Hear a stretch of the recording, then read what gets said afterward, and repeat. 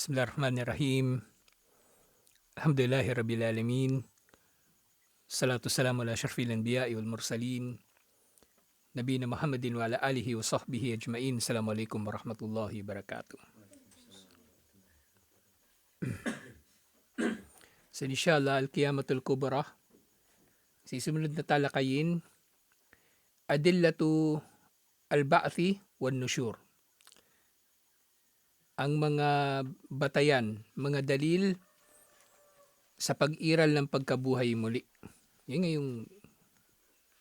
yung araw ng paghuhukom.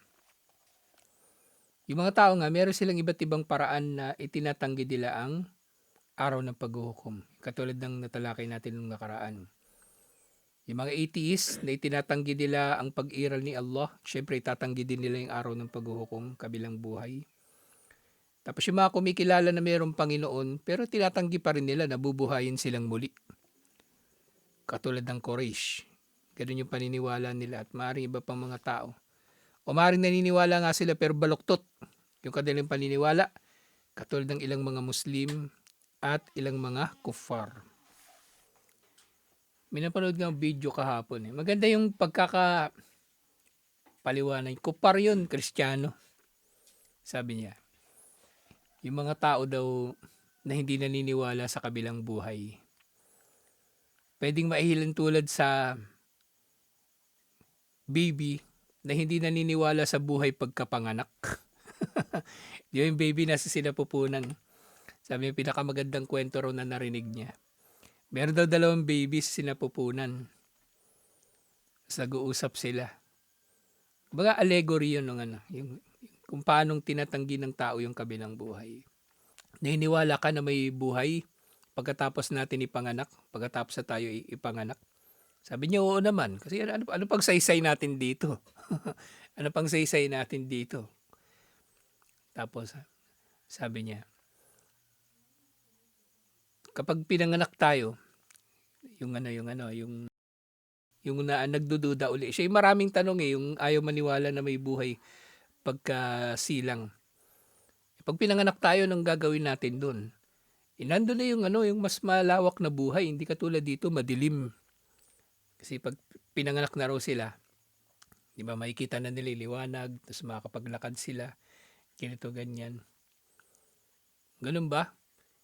Sino magdudulot nun na lumabas tayo papunta sa mundo, sa pagkasilang? Sabi ng baby na naniniwala. Di nanay natin, sabi ng hindi naniniwala. Sino yun? Di ko naman nakikita yun eh. Di ba? Parang yung tao gayon mismo, di ba? Hindi siya naniniwala na may Panginoon kasi hindi niya nakikita. Pero sabi ng baby na naniniwala. Umiiral siya. Hindi mo siya nakikita. Pero ang totoo niyan, umiiral tayo sa loob niya. Mga nakapaligid.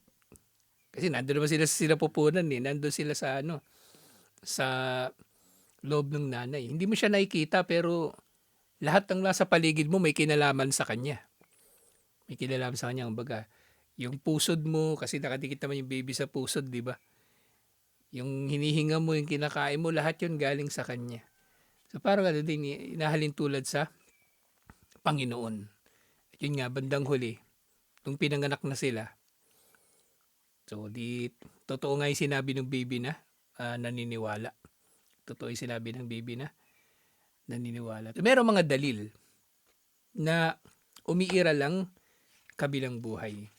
At yung mga dalil na yun, hinati yun ng mga scholar sa iba't ibang mga uri eh. Pangunahin dito yung mga dalil mula sa mga batayan. Pangalawa, yung mga dalil mula sa kumbaga common sense ng tao. Na kumbaga kung titingnan niya yung mga nilikha, yung pagtingin niya sa kanyang mga paligid na umiiral yung mga dakilang nilikha. Lahat ng yun ay patunay na mayroong umiiral na tagapaglikha. At sinasabi rin nila, syempre kabilang dito yung batayan, na dapat lamang mayroong kabilang buhay. Kasi bilang pagpapatuloy ng buhay dito sa mundo, halimbawa niyan sa kalagayan na wala namang hustisya talaga sa mundo eh. Walang hustisya. Kaya, totoong mayroong kabilang buhay. Dapat lang magkaroon ng kabilang buhay. Sa nga sa usapin na ito, al-imanu bil mi'ad aujabahul Qur'anul Karim was sunnatul nabawiyah asy-syarifah. Ang paniniwala sa pagkabuhay muli ay pinagtibay ng Quran at ng Sunnah. Wadalla alayhi dalalatun qati'atun. At ang dalawang ito ay tubukoy ng mga batayan na matitibay at hindi mapasisinungalingan. Wal Qur'anu kulluhu min fatihatihi ila khatimatihi mamluun bidhikri ahwalil yawmil akhir. Ang Quran, mula sa kauna-unahang sura nito, Suratul Fatiha, hanggang sa kahuli-hulihan, ay napupuno ng pagbabanggit sa mga kalagayan na mangyayari o mga kaganapan na mangyayari doon sa huling araw. Wa tafasilu ma fihi, at nababanggit dito iba't ibang mga detalye sa araw ng paghukom, tungkol sa araw ng paghukom. At actually yung Quran nga, yung mga naunang mga bahagi ng Quran na ipinahayag, puro tungkol sa kabilang buhay, kaisahan ni Allah at kabilang buhay. Halimbawa yung Juz' Amma, lahat yon ipinahayag sa Makkah, liban na lamang sa Suratul Bayyinah. So lahat yon, Suratul Naba, Suratul Naziat, Suratul Takwir, lahat yon may kinalaman sa kabilang buhay. Wa taqriru dhalika bil akbaris sadika wal amthalil madrubah lil i'tirabi wal irsyad. So dito nababanggit yung pagpapatibay sa mga makatotohanan na ibinalita at mga halimbawa na ibinigay upang ang mga tao ay kumuha mula rito ng aral at magabayan inshallah. Wa kama dzakara al-Qur'anul adillatu alayhi, katulad ng kung paanong binabanggit ng Quran ang mga dalil sa pag-iral nito, radda ala munkirihi. So paano pinagtibay daw ng Quran ang pag-iral ng araw ng paghukom ng kabilang buhay? Tinutugon din ng Quran yung mga tumatanggi sa kabilang buhay. So, ibig sabihin nito, kung tayo nangangaral, sa panghahawakan natin ito pareho. Kung paano natin mapagtitibay ang kabilang buhay at paano natin tutugunin yung mga hindi tumatanggap sa kabilang buhay. Wabayyana kadzabahum wa iftiraahum. At itong mga dalil na ito, inshallah, ay magiging dahilan na matugon yung kanilang kasinungalingan na walang araw ng paghuhukom o kabilang buhay at ang kanilang mga inimbentong mga kasinungalingan laban sa araw ng paghuhukom. So yung unang dalil na binanggit dito, sa bukod pa nga doon sa nabanggit ko pala kanina, yung dalil sa Quran at Sunnah, yung natural na, kumbaga, nakikita ng tao sa kanyang paligid, yung fitrah ng tao, yung natural na kalagayan ng tao. Normal na kumikilala tayo sa Panginoon at normal na tayo ay maniniwala sa kabilang buhay. Normal, yun ang fitrah ng tao. Ano pa man ang relihiyon ng tao, merong paniniwala sila sa araw ng paghuhukom o kabilang buhay. Kasi yun ang bakas ng kung ano man ang, kumbaga, natural na relihiyon dapat ng mga tao. Yun nga lang, naligaw ang mga tao. Kaya nga yung hadith, kullu mauludin yuladu alal fitrah, ang lahat daw ng mga baby na isinisilang ay isinisilang sa kalagayan ng fitrah. Natural na kalagayan, natural na disposisyon na naniniwala sila kay Allah at naniniwala sila sa kabilang buhay. Walakin abawayhi yuhawwidanihi aw yunassiranihi aw yumajjisanihi. Pero ang kanyang dalawang magulang, ginawa siyang Kristiyano, ginawa siyang Hudyo, o ginawa siyang Mago, ginawa siyang Zoroastrian. Pero yung hadith na yun, bagaman tinutukoy magulang, pwede rin naman magiging impluensya sa kanya ibang tao. Nang ibig sabihin doon sa pangkalahatan, ang tao kung pababayaan lang, kikilalanin niya si Allah at ang kabilang buhay. Pero nga naiimpluwensyahan siya ng mga tao sa paligid niya. Kaya tinatanggi niya ang kabilang buhay. Tinatanggi niya ang kabilang buhay dahil sa impluwensya ng mga tao. So yung fitrah, wal fitratu salima tadullu alayhi wa tahdi ilayhi. Ang natural na kalagayan ng tao ay, kumbaga, nakaturo sa pag-iral ng kabilang buhay. Kumbaga, kung hindi iimpluwensyahan ng tao, natural na kikilalanin niya na mayroong kabilang buhay. At ang kanyang pakiramdam na ito, instinct, sabi nating instinct, kumbaga, ay maggagabay sa kanya patungo sa paniniwala sa kabilang buhay. Wala sihata lima yaz'amuhu ad-dalun min anna al-uqul tunafi wuku al-ba'ath wan nusyur.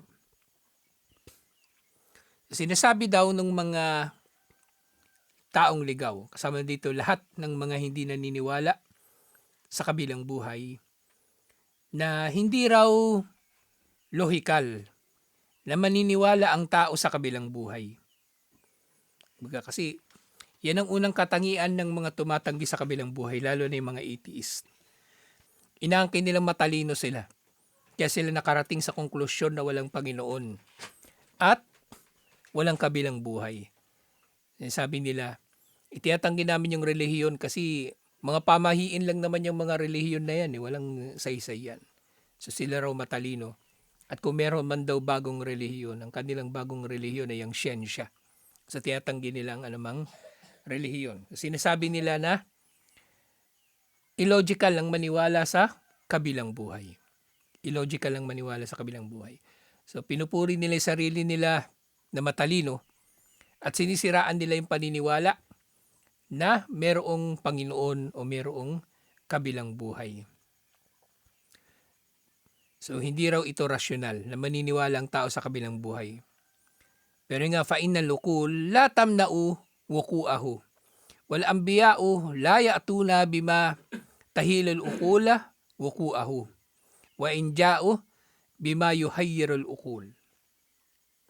Pero yun nga, hindi illogical o hindi mali na maniwala ang tao sa kabilang buhay. Kasi kung titingnan nga natin yung mga dalil sa pag-iral ng kabilang buhay, sa iba't ibang uri ng dalil na ito, yung dalil sa pag-iral ng fitra ng tao, dalil sa Quran at Sunnah, dalil sa mga nakikita natin sa ating mga paligid. Meron bang ang sinasabi yung mga scholar normal lamang nga na maniwala ang mga tao sa kabilang buhay. Kasi dapat lang talaga magkaroon ng kabilang buhay. Yun nga sa usapin ng katarungan. Kasi dito sa mundo, merong mga kasamaan na hindi magagantimpalaan ng sapat dito sa mundo. Diba? Paano yung mga nakapatay ng milyon-milyong katao? Paano mo parurusahan yun? Paano mo parurusahan yun? Ikukulong mo lang din katulad ng pagkakakulong sa nagnakaw ng piso? O hindi magiging makatarungan na parusa yun. Dapat mayroong mas matinding parusa. At gayon din, may mga gumawa ng kabutihan na hindi masusuklian ng sapat dito sa mundo. Paano mo sila gagantimpalaan? Ibigay mo man sa kanya yung buong mundo, maaring kulang pa. Kulang pa yun bilang gantimpala sa kanyang kabutihan. Kaya, lohikal lang na magkaroon ng araw ng paghuhukom. Kaya nga yung mga propeta, sinasabi rito, hindi sila nangaral sa mga tao ng mga bagay na ilohikal. Na kahit pa kataka-taka ang mga bagay na ito. Kasi kamangha-mangha naman talaga, di ba? Kasi iba pa ito sa pang-araw-araw natin na nasasaksihan. Yung mga binabanggit sa kabilang buhay, iba pa sa mga pang-araw-araw natin na nasasaksihan. Bawa, ilog ng alak, mga puno na yung prutas nito kusang bababa sa kamay mo kapag inabot mo yung kamay mo. O kaya yung impyerno, ganun din. Hindi natin ito nasasaksihan. Kaya kataka-taka, kamangha-mangha. Pero hindi ibig sabihin na hindi ito totoo. Di ba katulad nga yung baby na binanggit ko kanina nag-uusap. Yung isa nag-iisip sa pamagitan ng kung ano lang yung umiiral sa paligid niya. Kumbaga hindi na niya nilawakan yung kanyang pag-unawa. Kaya iniisip niya, yun lang talaga yung mundo nila. Yung loob ng sinapupunan. Madilim, hindi sila nakakapaglakad, hindi sila nakakatakbo, o hindi sila nakagawa ng iba pang ginagawa ng tao. Pero yung isang baby, na naiintindihan niya yung mga mangyayari pagkasilang, alam niya at tinatanggap niya. Maring kakaiba yun sa kanilang kasalukuyang kalagayan, pero nakatitiyak siya na mangyayari. Kumbaga, meron siyang iman, meron siyang pananampalataya. Hindi niya nakikita, hindi pa niya nararanasan, pero pinaniniwalaan na niya. Yun yung imano bilgayb. Ang pananampalataya, paniniwala sa mga hindi nakikita. Na hindi natin nakikita o maaring hindi pa natin nasasaksihan o hindi pa natin nararanasan, pero naniniwala na tayo. Naniniwala na tayo. Kaya nga yung sa Quran, kapag nababanggit yung alladina yu'minuna bil ghaibi, ito yung mga tao na merong mataas na antas ng kanilang paniniwala. Yung mga mu'min, kumbaga. Kasi nga yung mga Muslim, pangkaraniwang Muslim, di ba tatlo yung antas ng Islam? Islam, Iman, at Ihsan. Yung mga nasa antas ng pagiging ordinaryong Muslim, meron na silang iman eh. Pero yung nasa mas mataas na antas, yung mu'min, sila na yung meron talagang imano bilgayb.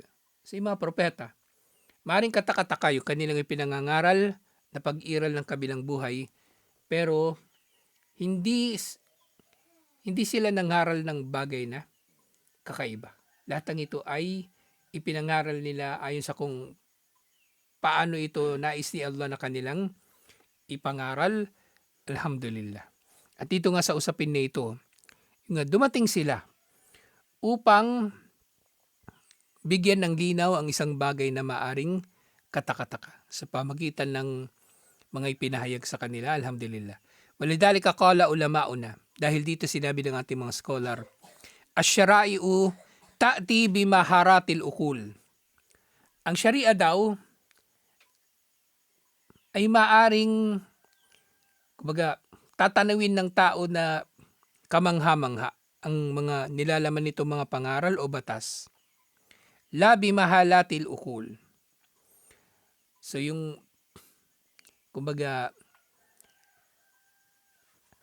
maaring katakataka siya, pero ang sharia nga ay dumating upang ang mga tao ay gamitin ang kanilang mga isip. At kapag ginamit nila ang kanilang mga isip, mauunawaan nila na yung mga ipinangaral ay hindi katakataka, bagkus ay posible o marapat lamang na mangyari.